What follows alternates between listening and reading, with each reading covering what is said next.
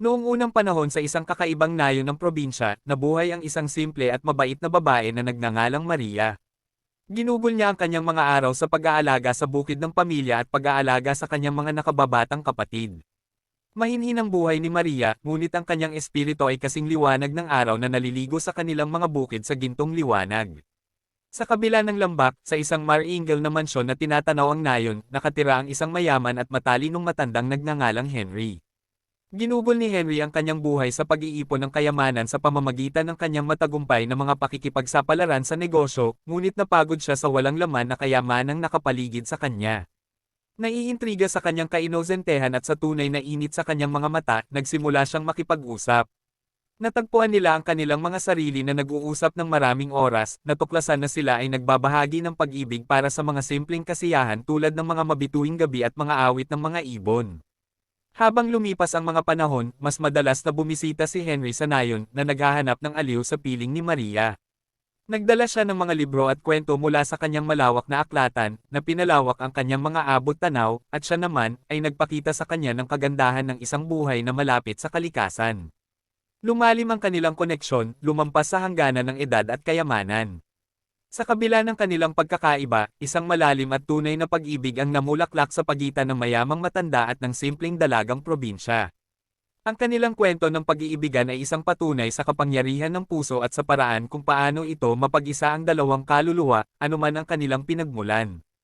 Alam nila na ang buhay ay panandalian, ngunit sa mga bisig ng isa't isa, natagpuan nila ang isang pag-ibig na walang hanggan, isang pag-ibig na nagdala ng kaligayahan sa simpleng nayon at nagpayaman sa puso ng matanda.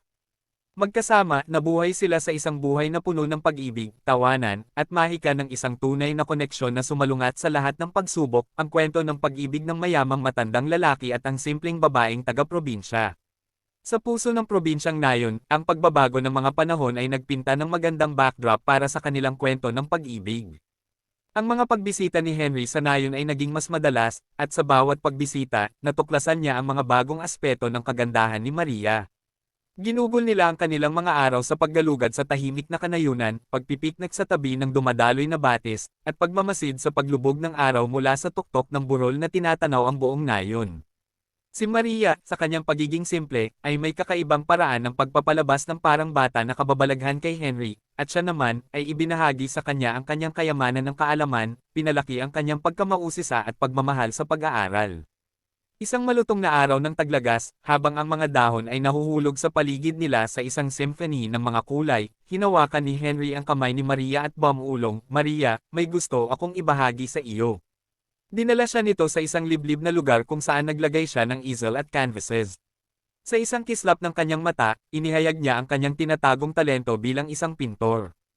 Hindi kailanman ipinakita ni Henry ang bahaging ito ng kanyang sarili sa sinuman, ngunit kasama si Maria, komportable siyang ipakita ang kanyang kaluluwa. Maghapon silang nagpinta ng magkatabi, lumikha ng magagandang gawa ng sining na inspirasyon ng kanilang pagmamahalan at ang nakamamanghang tanawin na nakapaligid sa kanila. Habang lumipas ang mga taon, lumalim ang kanilang pagmamahalan, at lalong lumakas ang kanilang pagsasama.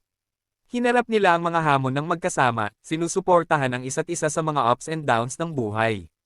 Ang simpleng karunungan at hindi natitinag na kabaitan ni Maria ay pinagmumulan ng lakas para kay Henry, habang siya ay nagbigay sa kanya ng paraan upang tuklasin ang kanyang mga hilig at pangarap.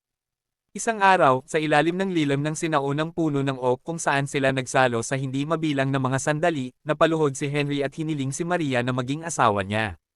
Maluha-luha sa kanyang mga mata, tinanggap niya, at ipinagdiwang ng nayon ang kanilang pagmamahalan sa isang maringal na kasal na nagdala ng mga tao mula sa malapit at malayo. Ang matandang lalaki at ang simpleng babaeng probinsyana ay mag-asawa na, isang simbolo ng pagsasama ng dalawang mundo. Magkasama, patuloy silang gumawa ng pagbabago sa nayon. Ginamit ni Henry ang kanyang kayamanan upang mapabuti ang kanilang pagsasama.